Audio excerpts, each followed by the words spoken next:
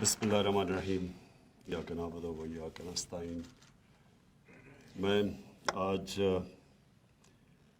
مجھے ایک طرح خوشی ہے اس افسوسناک واقعہ کے بعد کہ ایک ایسا انسان جس نے ہم سب کو، ہمیں فخر ہوا اس کو دیکھ کے جس طرح اس نے پوری کوشش کی ایک جان بچانے کے لیے۔ پہلے تو میں یہ عدنان آپ کو یہ کہہ دوں کہ دیکھیں، ملک میں بہت ضرورت ہوتی ہے رول ماڈلز کے لیے، کیونکہ رول ماڈل کا مطلب ہوتا ہے کہ لوگ پھر ان کو فالو کرتے ہیں۔ جب آپ کی وہ ہم نے دیکھا وہ اس افسوسناک اور شرمناک واقعے پہ کہ جس طرح آپ نے کوشش کی اس کی جان بچانے کے لیے، تو یہ سارے جو بھی لوگ دیکھ رہے تھے، جنہوں نے بھی سنا، سب کو ایک احساس ہوا کہ ہاں ایک انسان ہے جو رائے حق پہ کھڑا ہے۔ ایک انگریزی کا فریز ہے کہ one moral man is an army. جو اخلاقی قوت ہوتی ہے وہ جسمانی قوت سے بہت زیادہ طاقتور ہوتی ہے۔ تو انشاءاللہ مجھے یہ امید ہے کہ یہ آپ کو ہمارے جو یوتھ ہے وہ آپ کو دیکھے گی اور انشاءاللہ یاد کرے گی کہ ایک ایسا بھی آدمی تھا جس نے حیوانوں کے سامنے کھڑا ہوا، کہ ایک انسان تھا جو حیوانوں کے سامنے کھڑا ہوا۔ میں یہ آج واضح کر دوں کہ میں نے یہ فیصلہ کیا ہے کہ اب سے جنہوں نے بھی دین کو استعمال کیا، اور خاص طور پہ رحمت للعالمین صلی اللہ علیہ وسلم ان کے نام پہ ظلم کیا، میں آج آپ کو یہاں اناؤنس کر رہا ہوں کہ ہم نے ان کو نہیں چھوڑنا۔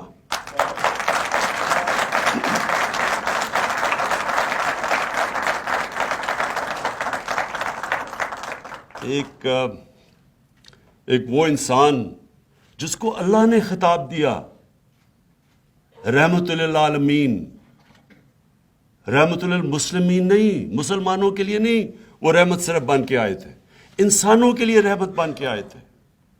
انہوں نے انسانوں کو اکٹھا کیا تھا۔ پہلے انہوں نے وہ قبیلوں کو اکٹھا کیا جو آپس میں لڑتے تھے، ان کو پہلے اکٹھا کیا۔ پھر یہ لوگوں کو علم بھی نہیں ہے کہ لوگ سمجھتے ہیں جی وہ تلواروں سے ان کا پیغام گیا دنیا میں۔ 10 سال کے اندر صرف 10 سال میں صرف 1400 لوگ مرے تھے ٹوٹل، جبکہ وہ سارے عرب کے اوپر چھا گئے تھے۔ فکری انقلاب تھا، وہ محبتوں کی میسج لے کے آئے تھے، لوگوں کو اکٹھا کیا انہوں نے۔ ان کا جو پیغام تھا وہ 2 چیزوں پہ تھا، انسانیت اور انصاف پہ۔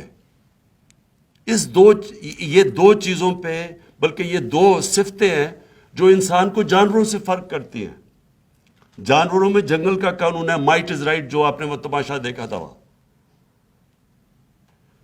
انسانوں کے معاشرے میں انصاف ہوتا ہے، اور جانوروں کے معاشرے میں سروائیول آف دا فٹسٹ۔ کہ آپ دیکھتے ہیں یہ جب جانوروں کے پروگرامز یہ نیشنل جیوگرافک پہ دیکھتے ہیں تو کمزور کے لیے کوئی جگہ نہیں ہوتی جانوروں کے معاشرے میں۔ انسانوں کے معاشرے میں انسانیت ہوتی ہے کہ وہ انسان کی کمزور کی قدر کرتا ہے، اور جتنا معاشرہ میں انسانیت ہوتی ہے اتنی وہ معاشرہ اپنے کمزور طبقے کو اٹھاتا ہے۔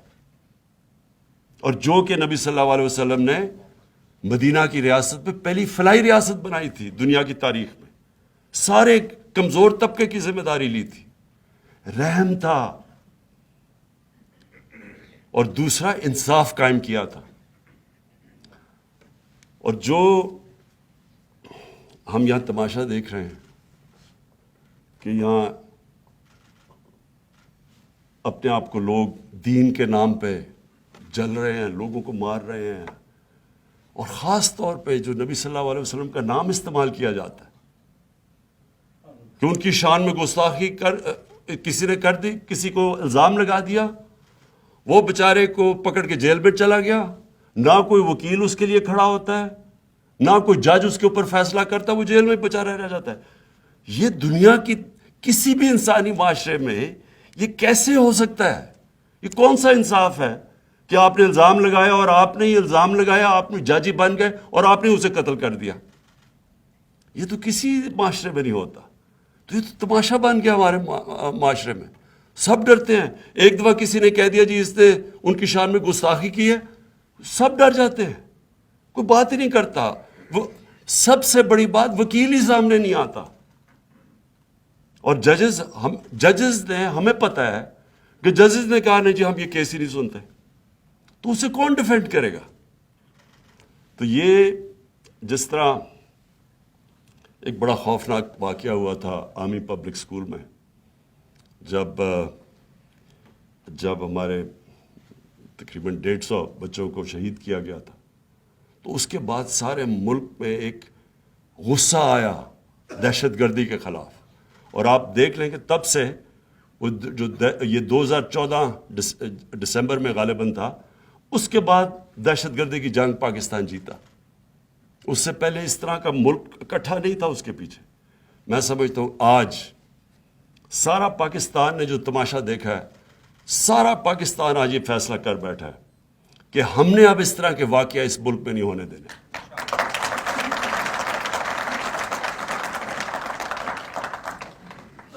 مجھے سیالکوٹ کی جو بزنس کمیونٹی ہے انہوں نے آج مجھے پیغام بھجوایا کہ وہ $1,00,000 انہوں نے اکٹھا کیا ہے پرینکا صاحب کے لیے. ان کی فیملی کو بھجوائیں گے اور اس کی تنخواہ ہمیشہ کے لیے وہ دیں گے، ہر جو مہینے کی اس کی تنخواہ.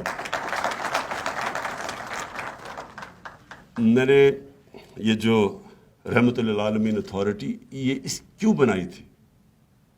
کیونکہ میں آہستہ آہستہ مجھے یہ خوف آنا شروع ہوا کہ ہم اب ساری تقریباً قوم عاشق رسول ہے. ہم سب اپنے آپ کو کہتے ہیں ہم عاشق رسول ہیں، لیکن عاشق رسول ہیں تو اس کو ثابت آپ ایسے کر سکتے ہیں کہ ان کی سیرت پہ چلیں، ان کے راستے پہ چلیں. ان کا راستہ کدھر ہے، قوم کس طرف جا رہی ہے. یہ جو حرکتیں ہیں، یہ جو بھی آپ نے اگر ان کی زندگی، ان کی پوری تاریخ پڑھ لیں، ان کی زندگی پڑھ لیں، ان کی سیرت سمجھ لیں، کوئی بھی ایسی حرکتیں نہ کرے اس معاشرے میں.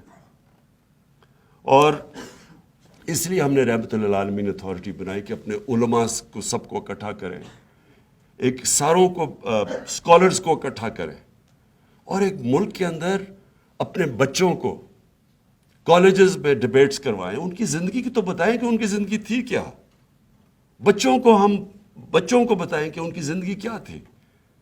جس نے ایمان کسی میں آنا یا نہیں آنا یہ تو خیر اللہ کا تحفہ ہے انسان پہ، لیکن کم از کم ہم معاشرہ بتا تو سکیں اپنے لوگوں کو کہ وہ ان کی زندگی تھی کیا.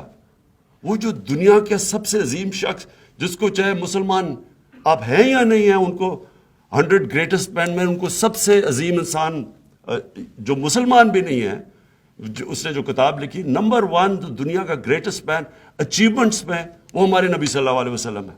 تو ہم ان کی زندگی تو بتائیں اپنے بچوں کو کہ کیا وجہ تھی وہ اللہ نے ان کو اپنا حبیب کہا تھا قرآن میں. کیا وجہ تھی کہ اللہ نے سب انسانوں کے لیے ان کو کہا تھا کہ یہ رحمت بن کے آئے ہیں. تو وہ اسٹڈی تو کریں اس کو. اور وہ جب ہم کریں گے تو یہ جو نفرتیں پھیلاتے ہیں، ہم اپنے تقسیم کرتے ہیں لوگوں کو، وہ فلانا کافر ہے، وہ اس کے اوپر فتوے لگا دیتے ہیں. ایک صحابہ جنگ کے دوران وہ جب ایک کافر کو مارنے لگے، جب جنگ یعنی لڑائی ہو رہی، تو جب مارنے لگے تو اس نے لا الہ الا محمد رسول اللہ کہہ دیا، تو انہوں نے پھر بھی اس کو مار دیا. 3 دن نبی صلی اللہ علیہ وسلم نے اس سے بات نہیں کی. کہا کہ اس کے تم نے دل چیر کے دیکھا تھا کہ وہ سچ بول رہی ہے نہیں. یعنی یہ تو انسان کو انہوں نے دیا ہی نہیں ہے کہ ہم فیصلہ کر دیں یہ فلانا کافر ہے، فلانا کافر ہے. اور اس لیے ہماری تعلیم بہت ضروری ہے. میں جتنا بھی سوچتا ہوں اب اس ملک کی اخلاقیات اٹھانے میں، لوگوں کو یونائٹ کرنے میں، اور یونائٹ کا مطلب پھر سب انسانوں کو یونائٹ کرنے میں، یہ بہت ضروری ہے کہ ہم صحیح معنی میں ہم یہ ملک، ہمارا واحد ملک تھا جو بنا تھا اسلام کے نام پہ، یہ واحد ملک تھا جس کا نعرہ تھا لا الہ الا اللہ محمد رسول اللہ، یہ اس لیے ملک بنا تھا۔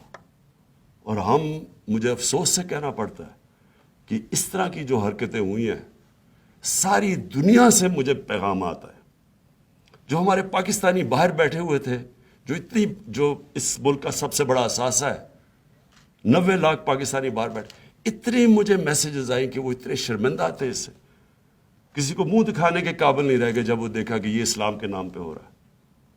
جو باہر لوگ بیٹھے ان میں کیا پتہ اسلام کیا ہے، ان کو تو جب یہ حرکتیں دیکھتے ہیں تو وہ تو اسلام سے دور چلے جاتے ہیں، اور پھر پاکستان کو علیحدہ بدنامی اس سے ہمیں جو اٹھانی پڑی ہے۔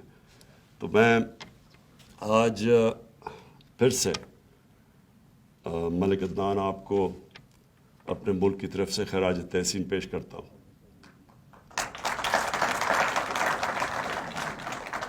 ہمیں اتنے مشکل جو ہمیں تکلیف تھی، جو دیکھ کے جو اس ہجوم نے کیا ہے، جو آپ کو ایک آدمی کو دیکھ کے تو لوگوں کو بڑا انسانیت کے اندر ہمارا اعتماد بڑا دیکھ کے کہ ہاں ایسے بھی لوگ بیٹھے ہیں کہ اپنی جان کو خطرے میں ڈال کے کسی کو بچانے کی کوشش کی۔ تو میں آپ کو انشاءاللہ تغمہ شجاعت بھی جب ہماری سیرمنی ہوگی 23 مارچ کو وہ بھی دلوائیں گے، اور میں چاہوں گا کہ ہم آپ کو لوگوں کو دکھائیں کہ ایسے بھی لوگ ہیں، ایسے بھی ہمارے پاکستانی ہیں، یہ ایسے جب یہ ملک کی بری پکچر پینٹ کرتے ہیں۔ اور میں نے دیکھا کہ ہندوستان میں اس کو بہت اٹھایا گیا،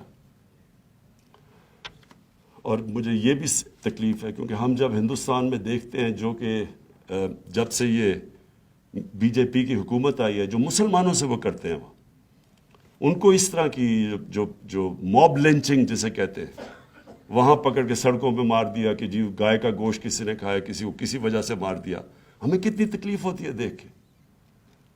تو جب یہ ہوتا ہے تو وہاں سے وہ ان کی ٹی وی کے اوپر بڑے پروگرام ہے کہ دیکھیں جی یہ بھی یہاں بھی ایسا ہی ہوتا ہے، یہاں ایسے نہیں ہوتا، اور ایسے انشاءاللہ میں آپ کو جب تک میں زندہ ہوں انشاءاللہ ایسے نہیں ہونے دیں گے آگے سے۔